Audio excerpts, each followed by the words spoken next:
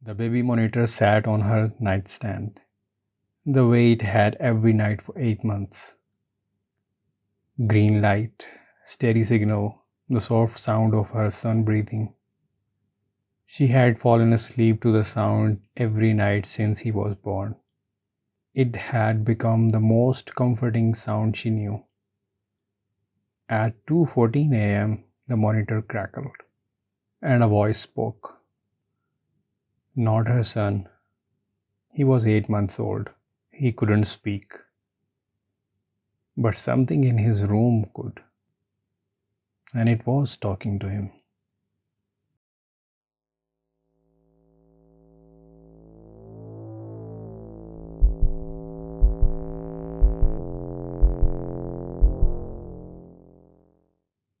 Her name was Rachel.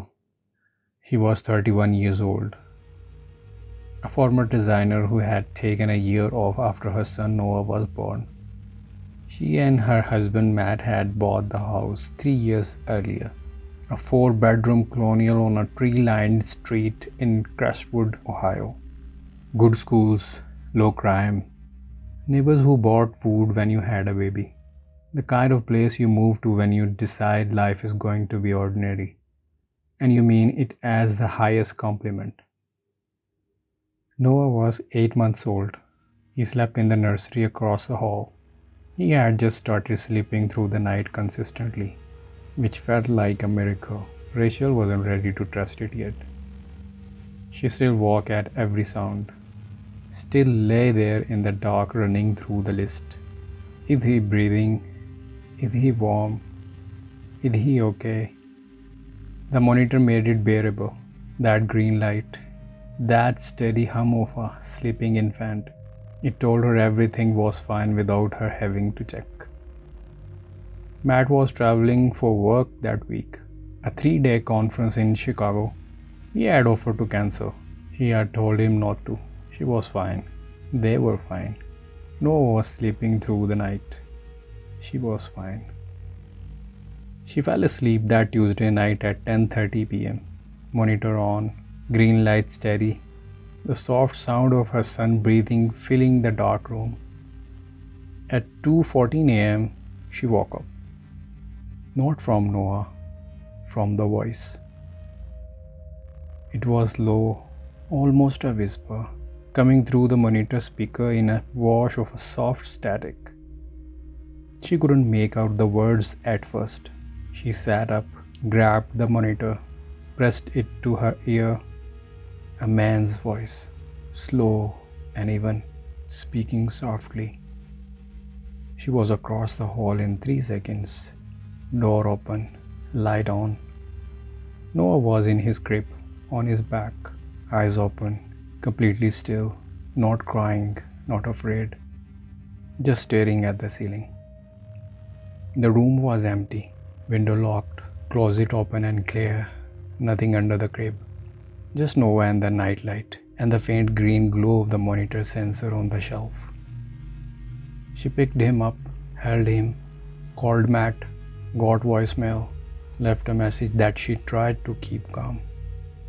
She sat in the rocking chair with Noah until he fell back asleep, told herself it was interference, a neighbor's radio, a truck driver's CB. Baby monitor picks up all the kind of signals. She had read about it online. It happened all the time.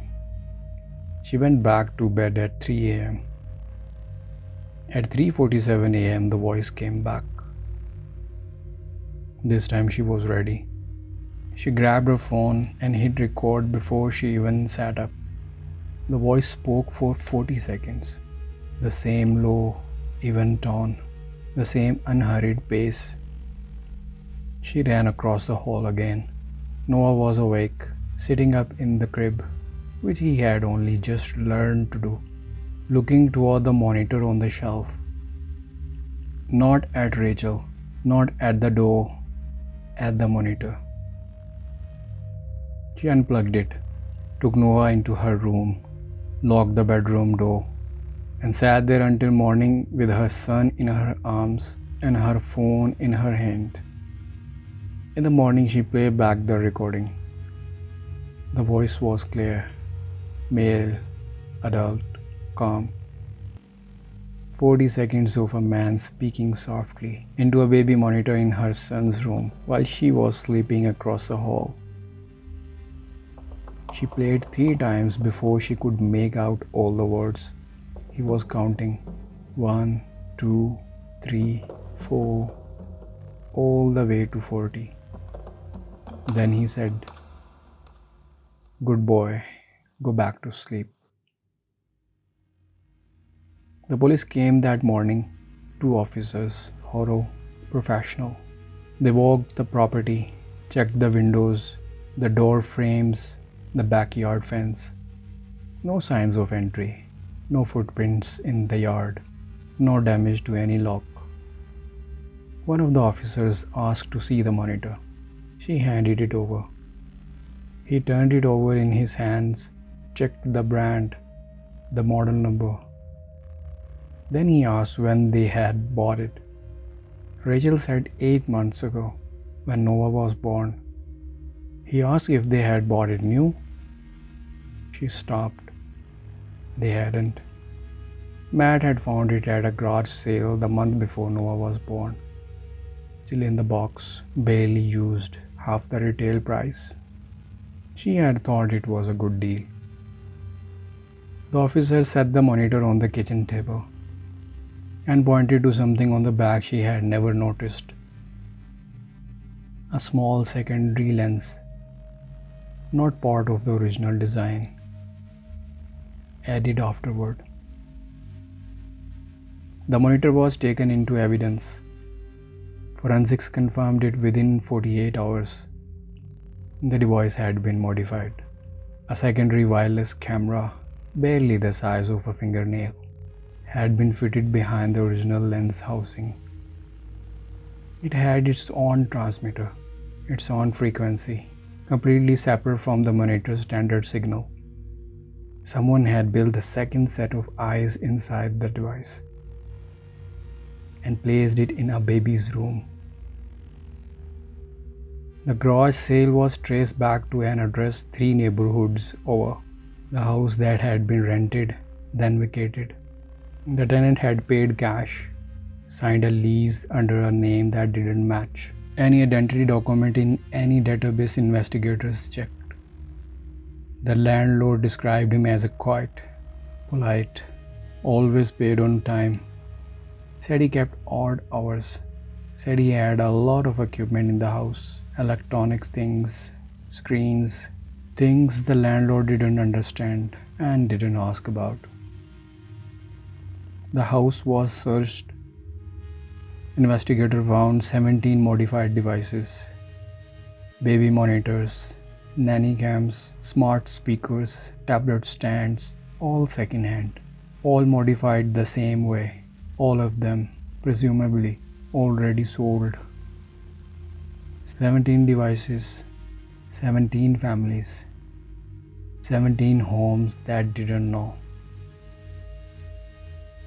Rachel and Matt changed every device in their house, replaced the locks, added outdoor cameras, moved Noah crib into their room for 6 months. The man was never identified, never found. The 16 other families, if they were ever located, were never publicly confirmed. What is known is this. For 8 months, every night, while Rachel slept across the hall believing her son was safe, someone was watching. Noah is 4 years old now. He doesn't remember any of it. He couldn't. Rachel still checks every device they bring into the house, every monitor, every speaker, every camera. She turns them over. She checks the scenes. She looks for things that shouldn't be there. Matt thinks she is being careful. She thinks she is being realistic. The voice on the recording counted to 40. Every night, for 8 months. Investigators never found out why 40.